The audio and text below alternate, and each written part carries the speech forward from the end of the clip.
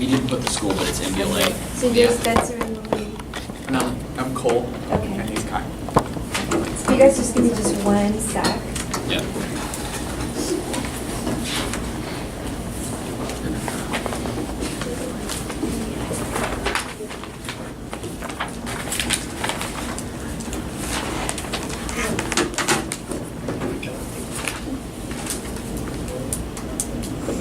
Okay, thank you.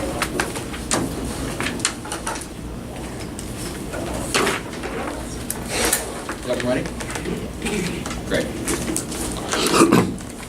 We'll start.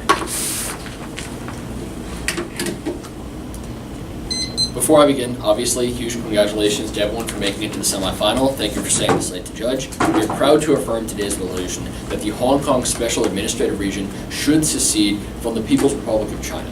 Now, some brief round framework. This is a policy round, which means that it's our burden as the affirmative to propose a particular government policy. And then we will argue that policy is a good idea, and the negative's burden is to prove that that policy is a bad idea. We're going to propose weighing this in the basic framework of net benefits, which just means whoever shows the greatest number of benefits to the greatest amount of people ultimately should win the round. Let's start with some background on Hong Kong specifically. First, Hong Kong used to be a British territory until 1997. And then in 1997, Hong Kong joined China under an agreement which was called the Basic Law of Hong Kong. Basically, the terms of this agreement were that for the next 50 years, from 1997 until 2047, Hong Kong would gain a significant degree of administrative and political autonomy, whereby it could maintain its own institutions, which were much more democratic than those in mainland China, and not necessarily have to bow down and maintain the same political structure as was existent on the continent.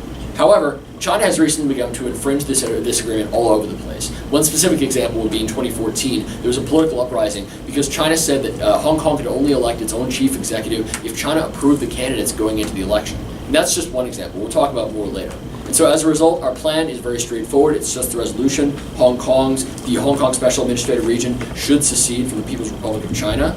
But it's important to understand what that means. First, the Special Administrative Region doesn't have any troops. It's not an army. It's not like Hong Kong is going to declare its independence and go to war with China. It's mostly a political and deliberative body. So when Hong Kong declares its independence in this way, mostly what it is a gesture, a negotiating stance that says we're no longer willing to simply be a part of China and accept the violations that have continued to occur to Hong Kong's human rights, to Hong Kong's rights in terms of democracy, and the rights that it was guaranteed under the Basic Law. This means it's effectively a political gesture by a deliberative body that says the people of Hong Kong don't stand for the kind of oppression that's been occurring, and we want to negotiate a better deal. We want to negotiate a deal that's more favorable to the people of Hong Kong. We believe that under those terms, it'll be a good idea for Hong Kong to secede from the People's Republic of China. We have a couple of advantages as to why. Our first advantage is human rights. Let's look to what's happening in the status quo, which is that all over the place, human rights in Hong Kong have been violated as a result of policies by the mainland Chinese government. Again, refer back to the Basic Law, which specifically gives Hong Kong the right to elect its own executives, to elect the chief executive, and to elect its own parliament based on the democratic institutions that Hong Kong had under British rule and which it continues to have, and which were only recently have been abrogated by China.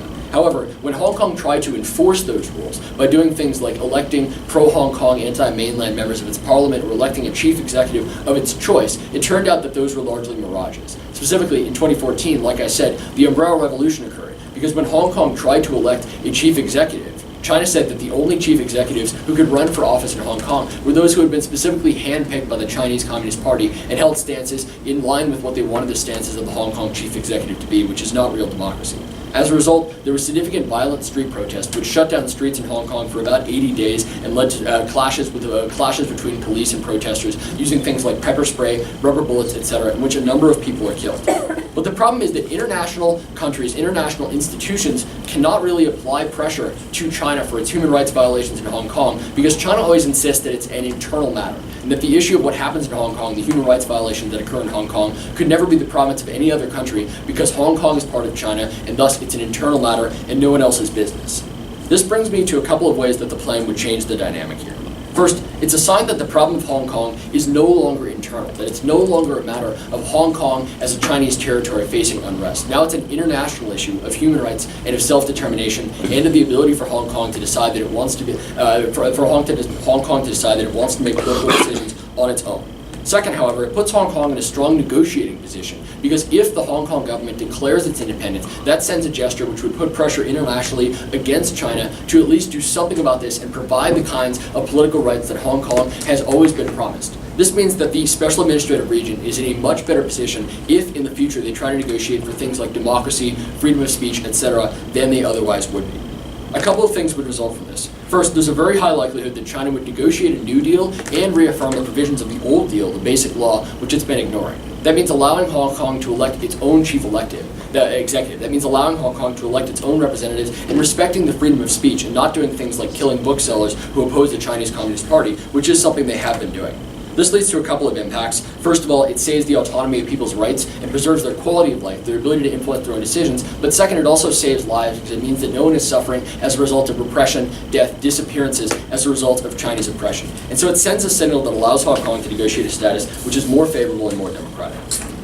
But our second advantage is that it's key to democracy specifically. And you can cross by the arguments about how China is currently suppressing democracy in Hong Kong with things like restricting who can be chief executive, restricting who can serve in the parliament, etc. Our argument is the only way that Hong Kong can have a functioning democracy is if it forces China to back down, if it forces China to recognize at least some level of the rights that existed in the basic law of Hong Kong, some level of the basic human rights, political rights, etc., that Hong Kong has had ever since it became a British colony, or ever since it was released from British control into China. And those rights ultimately redound to things like protection for minorities, etc., all of which are critical to protect and cannot be protected unless we do something to maintain the political institutions of Hong Kong and prevent institutions like the parliament from being overtaken simply by Chinese government control and overbearing censorship, overbearing control of who gets to run and what the political institutions can do. Third, and finally, it's critical to negotiate a new solution which could create permanent stability and a permanent settlement of Hong Kong. Our argument is that the current state of affairs in Hong Kong is ultimately unsustainable because even if the Hong Kong government cooperates with China and doesn't do anything about independence, doesn't do anything about negotiating a new deal, the people of Hong Kong continue to be unsatisfied. Ever since the Umbrella Revolution, there have been ongoing, frequent, violent outbreaks of protest, which have led to instability, which have made it difficult for Hong Kong's economy to function. And the only way that that instability is going to end is if Hong Kong's government takes a stand in favor of its own people.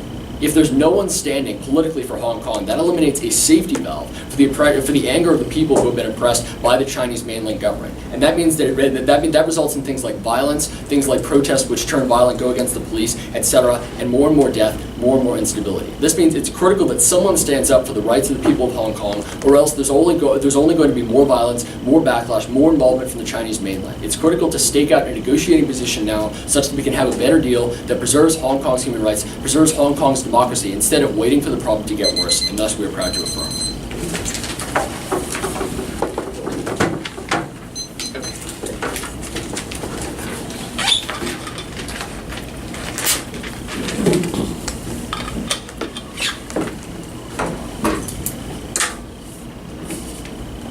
All right, is everybody ready? Is everybody good?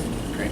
Why don't I just start time now? So I'd like to thank everybody again for coming out and making this debate possible, but I'm going to jump right into it. I'm going to start with a little bit of observation about the affirmations case. They seem to classify this, the decision to make Hong Kong a sovereign state to secede from China as a just minor political gesture. Now, this is quite frankly because the affirmation knows that they have no ability to mitigate the actual impacts of this secession. So why don't I get directly into my case right now?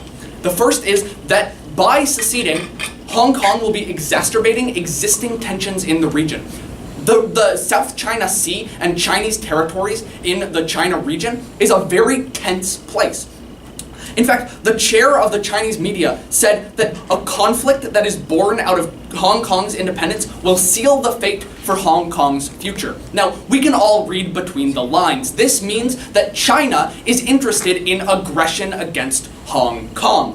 The impact of this is war.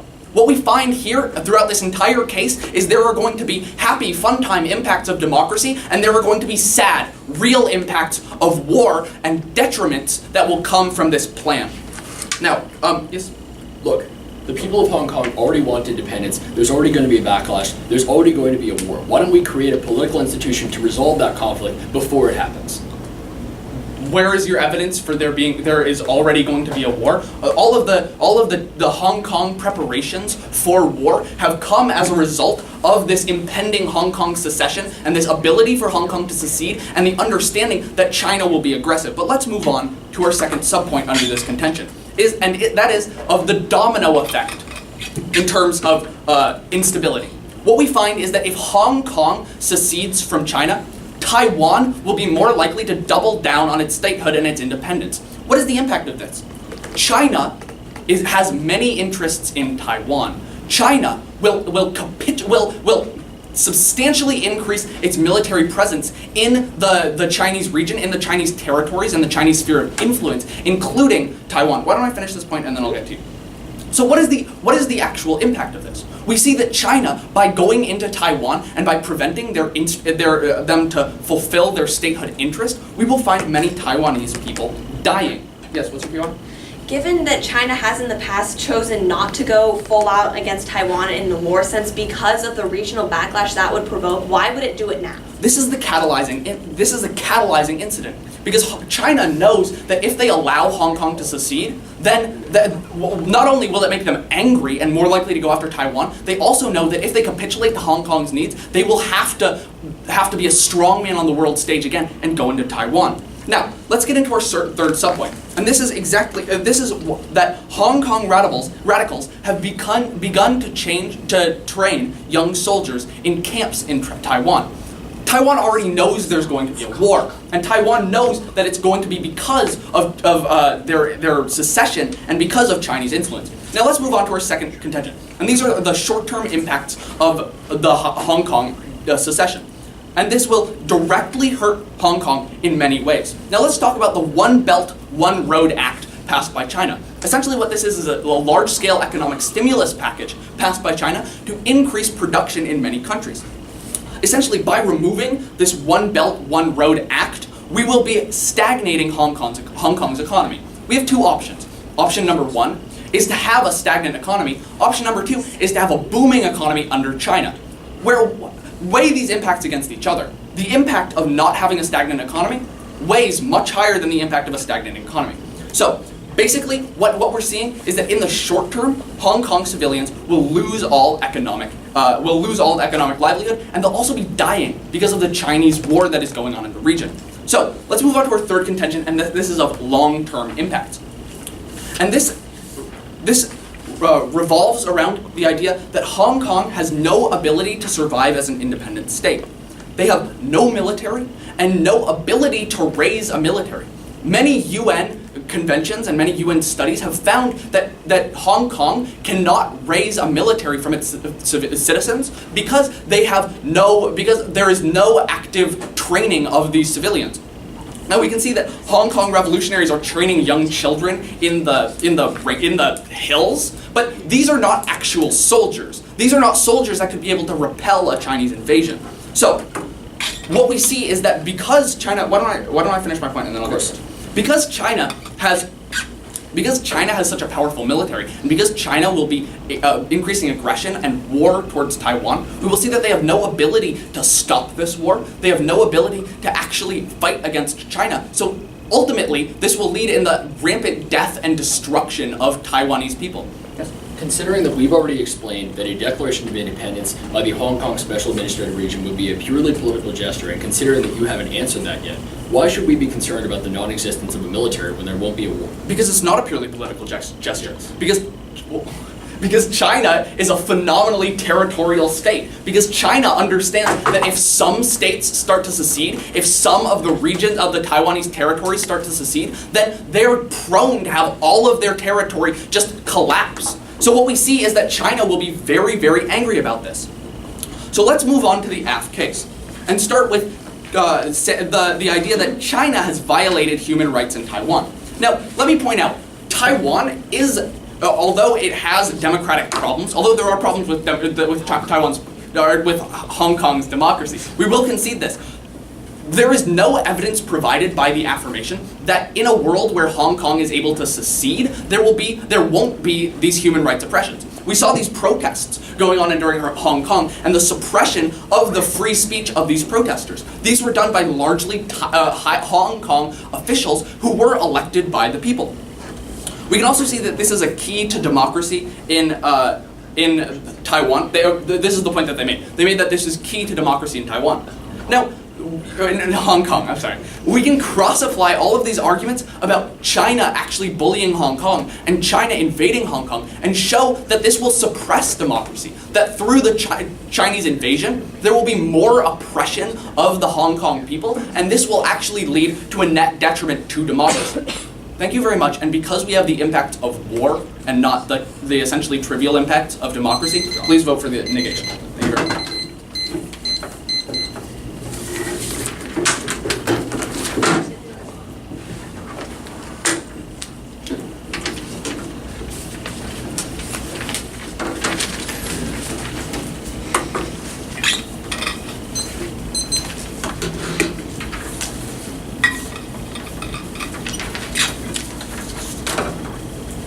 Right. Is everyone ready? Opponents? Right. Time begins now. We once again strongly affirm the resolution that the Hong Kong Special Administrative Region should secede from the People's Republic of China. First, I will be going over the affirmative case and then moving back over the negative case. The first argument they made against our case was that we cannot classify this as a political gesture, as it will in fact be far more than that, and that we are just trying to mitigate the bad effects we know will occur. However, the simple fact of the matter is they have already answered this for us. They've already said that China is a very territorial nation, which is why attempting to secede from it, as this resolution would do, is in fact a political gesture, as we say. Hong Kong's officials thus far have said they will not succeed and have agreed to stay with China. By changing that to a position of secession, they create a political movement and are better able to have a negotiating position against China in the future. We make no statement about how this will end up in the future. In all likelihood, Hong Kong will renegotiate the terms of being with China back under the terms of the deal that were passed in 1997. However, the point is that by seceding now, we are better able to get the changes that Hong Kong wants and that are the only way to satisfy its people and prevent war in the future. But now let's move on to our first point of human rights. Now, my opponents first of all concede that there are human rights violations in Hong Kong, which is a very important point to consider, because if we are able to reduce the effects of these human rights violations and prove that we even have a small chance of negotiating a better situation for Hong Kong, that is an overall reason to vote for the affirmative team. Their only response is that secession wouldn't change the situation.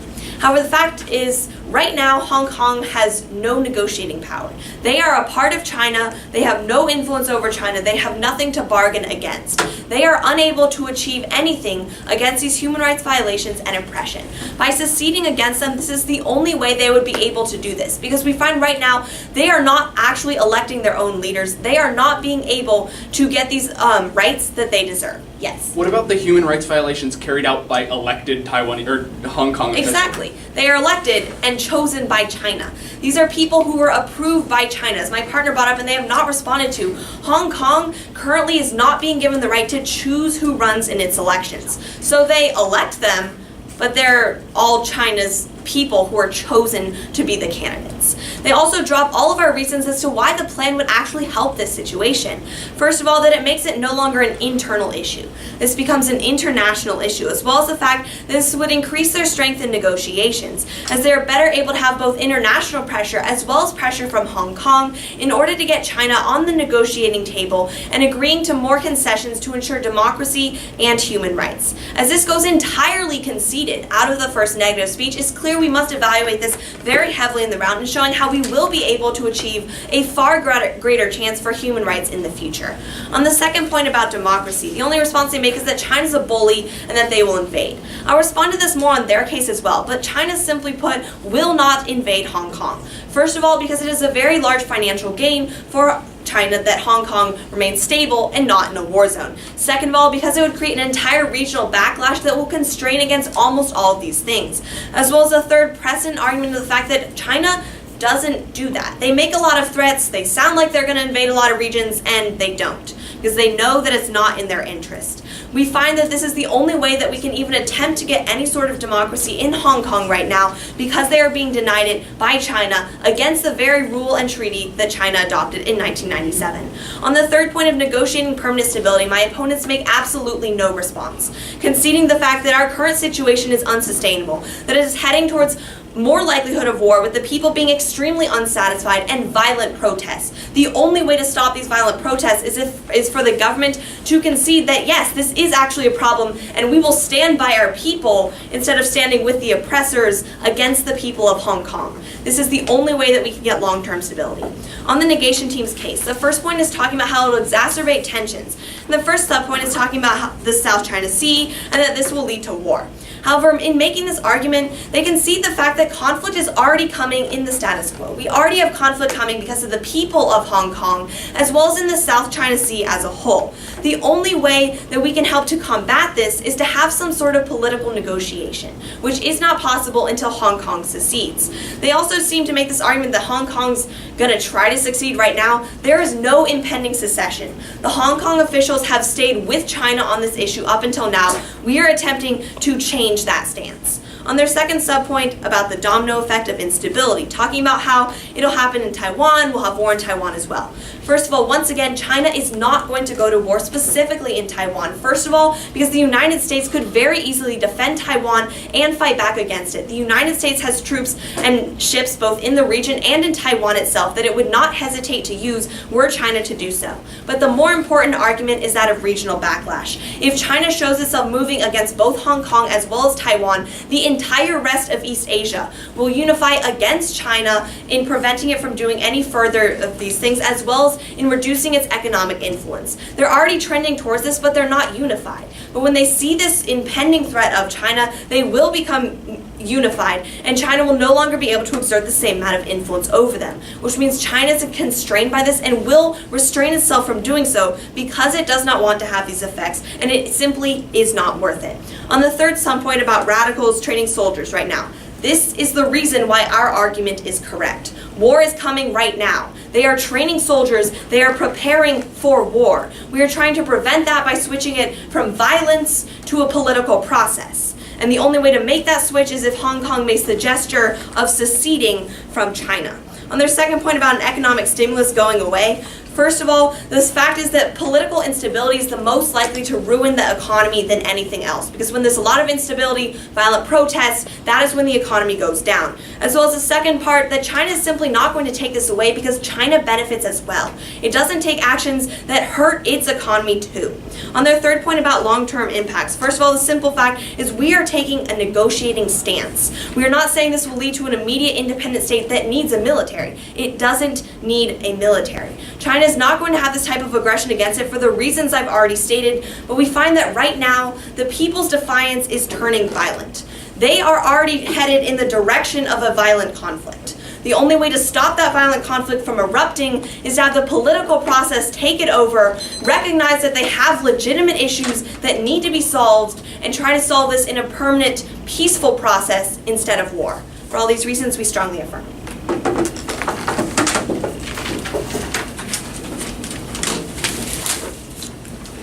Okay, so cool. I'm gonna just jump into my case first and then go into my opponent's case. So I'm gonna start with time now. So first off, I'm gonna just clarify this idea of the Chinese war, which my opponents seem to just sort of say that it's not gonna happen, even though, and I'm gonna explain why it will. The fact is that China is very protective over their territory. They have shown multiple times that they really like having Hong Kong inside their territory. It's a reason why they have been shown throughout history to constantly suppress these people so they don't revolt, so that they can keep them inside of a state where they are governed, right? Inside of the state of China. So that is one point, but also it is that Hong Kong is helping China's economy. The fact is that Hong Kong does supply China with money and with production, and the fact is that if China just sees this huge source of their economy just start to leave, they're going to be very protective over that because it is a part of their economy and it is part of their sort of hegemonic power. So really, the entire fact is that there is going to be tensions arisen, and I'm going to be talking about the impacts of that. No, thank you.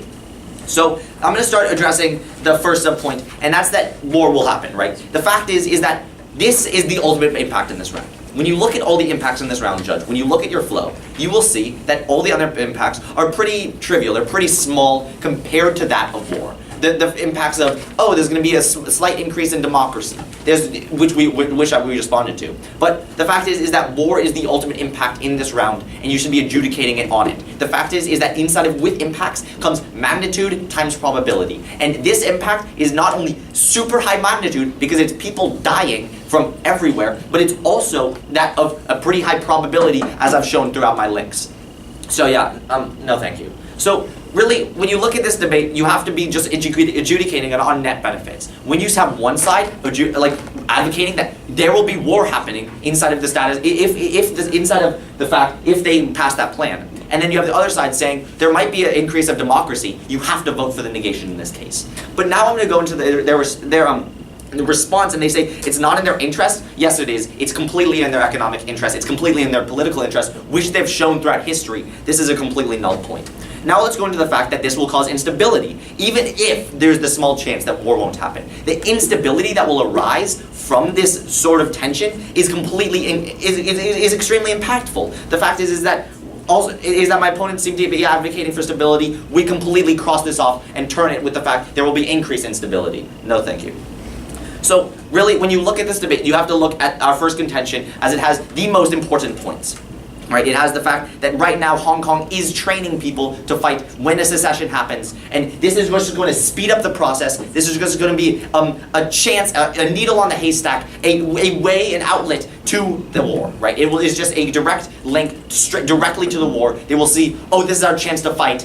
Now is the time. Let's go to war. So this is the fact is, and so this will cause tons of death. It's super impactful in this round. But now let's go into the economics. Right? The fact is that Hong Kong's economy is very reliant on China, and when they start to secede from the region of China, you can see that it's kind of like Brexit, but way worse. It's just like these people like thinking that for some radical reason that they should leave this country now, and now they're going to experience not only war, which is extremely probable, which is unlike Brexit and way worse, but you're also going to be experiencing all the economic impacts of that, right? There's going to be tons of economic impacts arising from this. No, thank you. So you have to look at all the economic points inside this debate as well. When you look at this debate again, we see that we always have the most promising impacts, the most magnitude, the impacts with the most magnitude. You should be valuing ours over theirs. So the third point is that they really cannot remain sovereign, right? Inside of the case that they do end up seceding. No, thank you. Is that what? I'm sorry, I have a lot of things to go through. But really, when you see that inside of if their plan passes, even if they secede, they will not be able to retain that sovereignty because of the aggression through China and because of the economic tariffs that China will be imposing, right? China will be imposing tons of economic tariffs. They'll be extremely mad, as I've stated, and this is just this point completely flows through. They didn't really address the fact that they can't retain their sovereignty. But now I'm going to go into the impacts about human rights and democracy and an increase of stability. By the way, their third point of stability is completely refuted by our first contention of instability. They say that we didn't respond to it. It was completely cross-applied, and it was pretty easy to cross-apply if you look at the flow. But their first impact is that of human rights, and that the human rights will be improved inside this area, except that they won't. The fact is, Judge, is that if China sees that Hong Kong is now trying to leave their area by this political gesture, which is just a fancy term for radical political movement, we will see that we will have a strong increase inside of control over Hong Kong. They will try to control Hong Kong in so many more ways than they are now because they see that, oh my God, this is getting really bad. Let's start to take control. So the fact is that human rights will actually get a lot worse, and the impact of war is going to be tons worse, and the impact of economics is going to be tons worse. So when you look at our side, we literally have all the important impacts on this topic. Sure. Given that you say that Hong Kong is of such value to China and that it values retaining it, why would it risk all of that and risk destroying it by trying to invade? Because they see, one, again, as I've stated multiple times, and I'm just responding to this again for no reason, is that China has literally so many times stated that they really want to keep Hong Kong. They've shown through their diplomatic process, through their economic process, that they really like to keep Hong Kong. So the reason why they value it is the reason that they will try to retain control over it. If you like something that you have, try to keep control over it. If it's starting to leave away, get it back. That is the clear thing, and that is what China has shown throughout its history. Their second point about increasing democracy, again, it is going to suppress democracy with their idea that, oh, if we leave, it's going to increase democracy. No, it won't. The economy of Hong Kong is going to get 10 times worse, and war will start to arise, and China will get much more aggressive in this region. So when you look at this debate, Judge, you have to value, one, long-term impacts of the economy, of instability, and the short-term impacts of war, which is super high magnitude, against no impacts. So please, it's a pretty easy decision, vote no.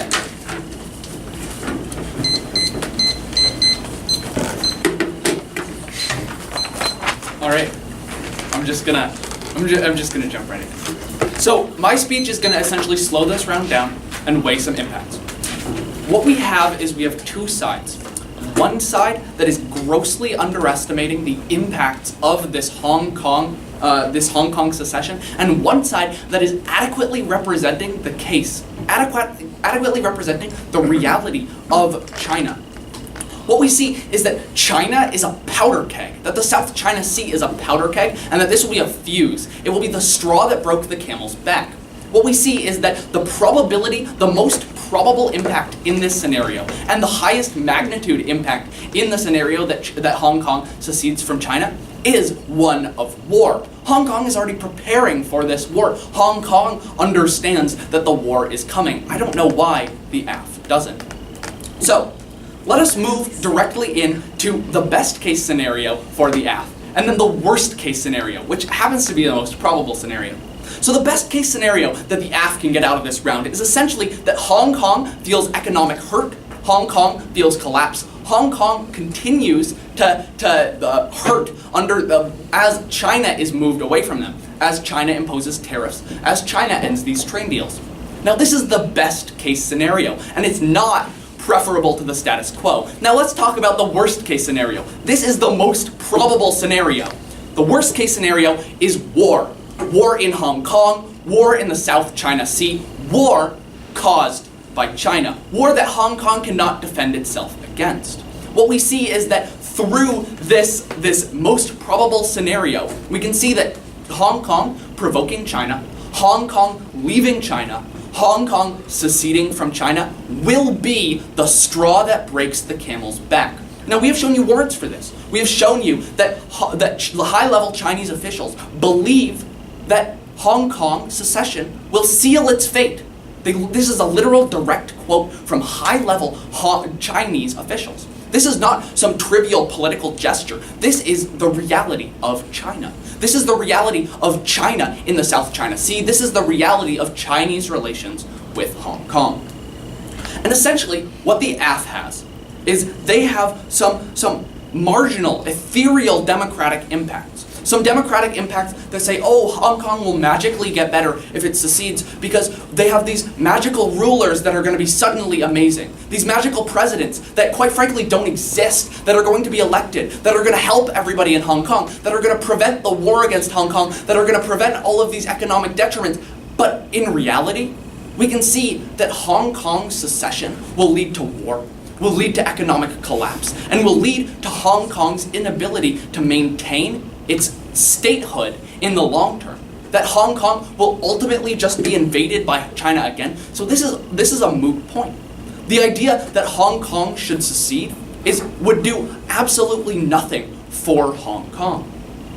We can also see that throughout this round, the affirmation has just not represented the reality of the South China Sea situation. They have said again and again, oh, this is a political maneuver. Oh, they're going to go back to the negotiating table. Oh, this is going to happen. Oh, this is going to happen. But the negation has provided you with solid warrants, solid link scenarios, solid impacts, the reality of the South China Sea. We have shown you time and time again how, by setting off China, by triggering China in this way, we will find that China will invade Hong Kong, that China will enter into a war. This is an irreversible impact. The death that is caused through the Chinese invasion of Hong Kong, and ultimately the Chinese invasion of Taiwan, and the Chinese aggression in the South China Sea is irreversible. The people who will die in this scenario will never be able to get their lives back. They cannot be reanimated. what you have to look at in this round is the terminal impact of irreversibility. We can find that death is completely terminal. That just because China will be increasing the massive amount of death, increasing from the status quo, their massive amount of death through multiplicative wars, we can see that this massive impact outweighs any marginal impact that the AF can present. We can see that this insanely large impact of a Chinese war just completely outweighs these almost ethereal impacts. So because we have the impact in this round, because we have the link scenarios, because we have the calculus, please vote for the negation.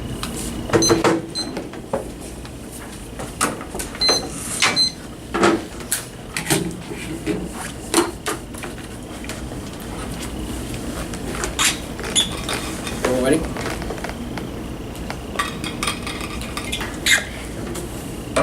Yeah, we're good.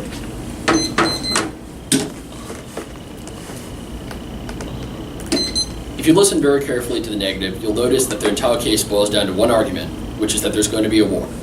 We agree, war is bad. Unfortunately, war is coming in the status quo. This is the most important part of the debate. This is the part of the debate that they miss out on. If there are partisans gathering in the hills, building together groups of troops that they want to use against China, if there are violent protests daily in the streets, then war is already coming. The question is, can we create a political gesture that creates space for negotiation and resolve that war? They've ignored the fact that the war is coming in the status quo. It's only a question of whether we can solve that war and create a better democratic political solution for it. Some of the arguments that I'm going to talk about in this speech are arguments that they themselves made in their own speech. For instance, they say that there are partisans gathering troops in the hills. Now there's a little bit of confusion here because they say that those partisans are manned by the Hong Kong government. But as they've conceded, the government of Hong Kong is operated by China. The only people who can function in the Hong Kong government are those who are picked by China. So the partisans who are massing in the streets are not Hong Kong government partisans, they're Hong Kong radicals. These are the people who wish that the Hong Kong government would take more radical political steps to create negotiations. But if there's not going to be a negotiation, if there's not going to be a political settlement, the people of Hong Kong will take it into their own hands. These are arguments that they themselves are made.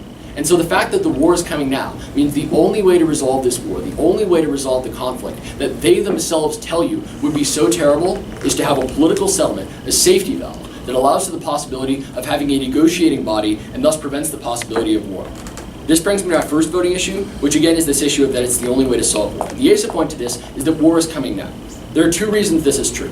First, our third advantage, which they never make any answer to, is completely dropped. Remember, in debate, arguments that are not answered whatsoever are considered conceded, they're considered true. And the argument that they've dropped in this case is that war is already coming because the people of Hong Kong are out in the streets clashing violently with the police every day because the people of Hong Kong are constantly out there engaging in violent clashes and, as they said, stockpiling arms and developing militias. These people are going to go to war. That's the argument that they themselves have been making throughout this debate. The only question is, can we prevent them to go to war by creating a political settlement and creating a body that will speak for them? The reason that so many people are preparing for war, the reason that Hong Kong is on the verge of a violent outbreak which would lead to a war with China right now, is not because Hong Kong has declared independence, it's because there's no one to represent the interest of Hong Kong. Because the government of Hong Kong, the only body that could potentially negotiate a better settlement with China, has been co-opted by the Chinese government and has chosen not to touch the issue of independence with a 10-foot pole.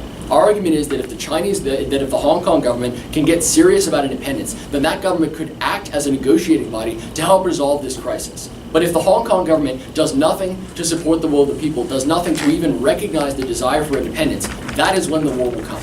That is when the people of Hong Kong, who they themselves are telling you are building up arms, are building up military force, will go out into the streets. And that is when China will intervene.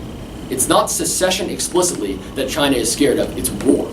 And if Hong Kong partisans are going out and taking over Hong Kong by force, that is when China will send in the troops. It's only a question of whether we can prevent it from getting to that point by creating the space for a political settlement, creating the space for a resolution.